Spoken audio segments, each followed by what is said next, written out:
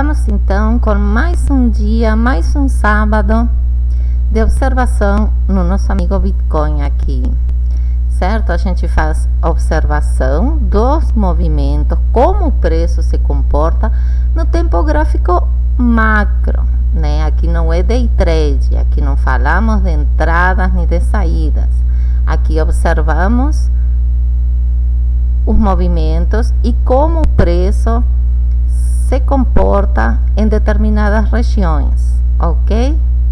Então, vamos lá. O que temos aqui? Não temos nada muito diferente, né? Ao que a gente já vem observando, que a gente está numa região de congestão, certo?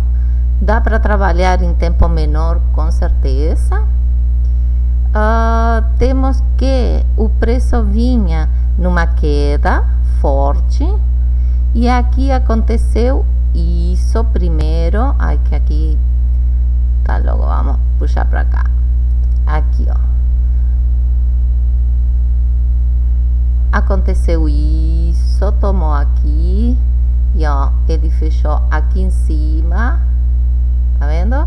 Ou seja, ele reverteu isso aqui, um suporte, né? Ele construiu isso,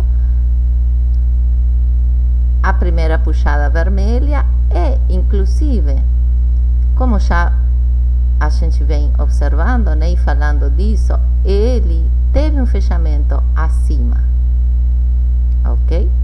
A partir daí, tendo, uma vez que temos esse fechamento acima desse movimento todo aqui, que começou, presta atenção como começou, aqui, ó, lembra?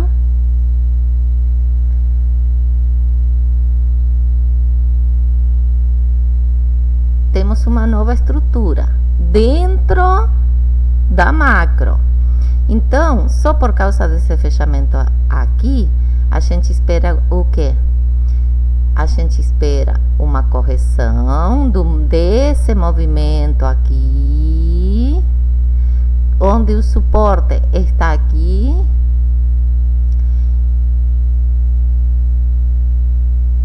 e temos essa liquidez interna aqui.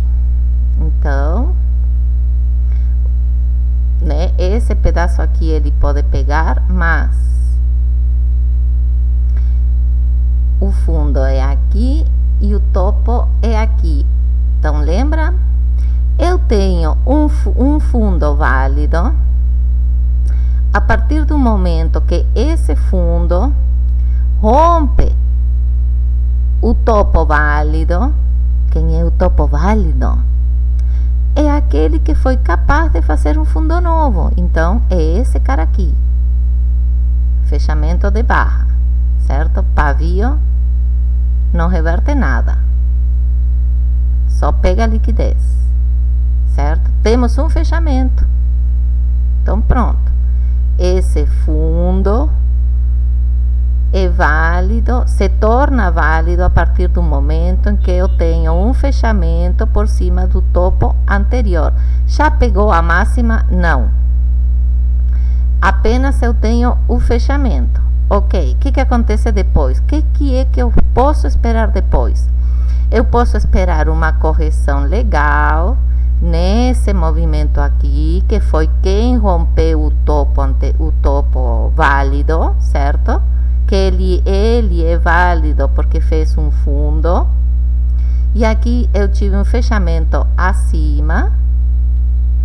Eu espero uma correção. Eu posso até, inclusive, puxar um Fibonacci aqui, né? Não posso? Não posso? Então, vamos lá. Opa, eita.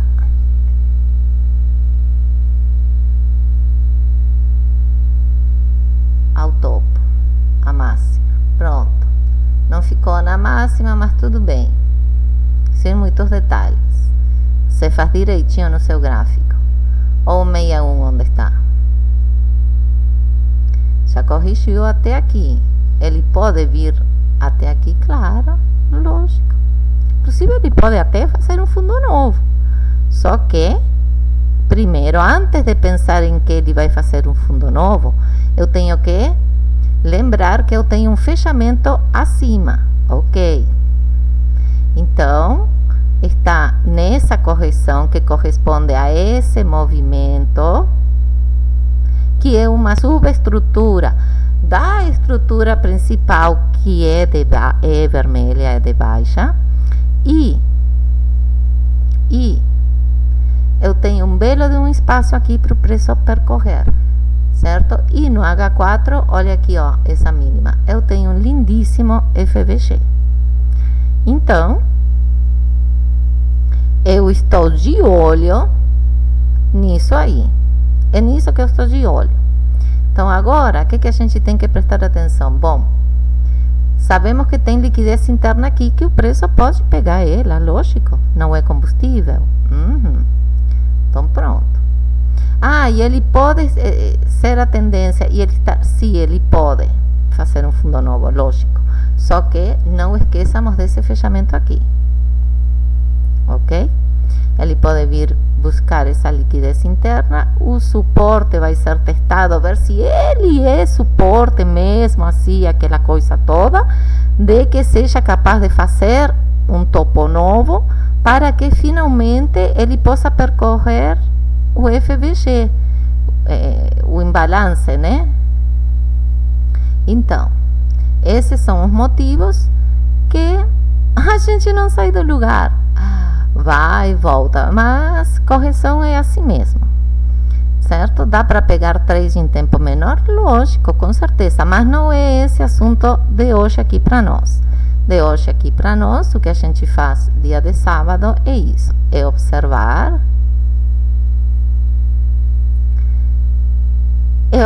as regiões, o que o preço está fazendo, como que ele se comporta, certo? E devagarinho ir estudando, ir observando, ir fazendo anotações dos detalhes que a gente vê num movimento que é lento, é devagar, é tranquilo, né? Então, pronto. Como a liquidez externa foi tomada e temos um fechamento acima, a gente pode esperar e pode pensar em que vai percorrer esse espaço daqui. Agora, se ele vai entrar na resistência, bom, isso aí a gente vê, né, como ele se comporta quando ele chegar nessa região aqui. Por enquanto, o nosso raciocínio está se mantendo nessa correção que ele está fazendo. Sabemos o que temos aqui, sabemos quem é esse daqui, e sabemos o que aconteceu aqui. Pronto. Não temos muito mais do que fazer. Vamos reparando nesses fundos aqui, nivelados, né? O preço gosta disso. Não gosta? Ó, aqui no diário está muito pequeno, mas repara. Aqui, ó. Quem já assistiu alguma aula de ICT sabe o que é isso, né? Pegou a mínima e fechou acima. Então, vamos ver os próximos movimentos. Ó, temos esse obesinho aqui que foi quebrado, né? E temos essa liquidez interna aqui. E o suporte que está mais embaixo. Agora, ele também está numa região de suporte, né?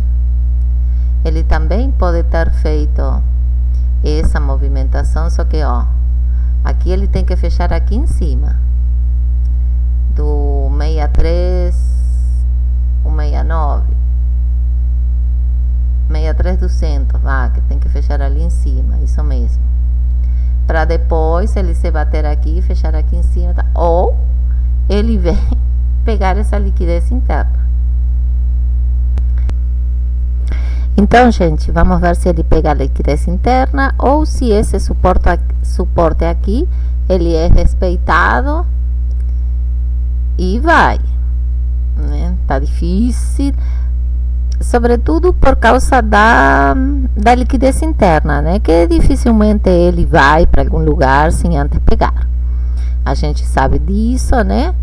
E se a gente, caso queira pegar esse tipo de movimentos, é só em tempo menor para fazer a entrada.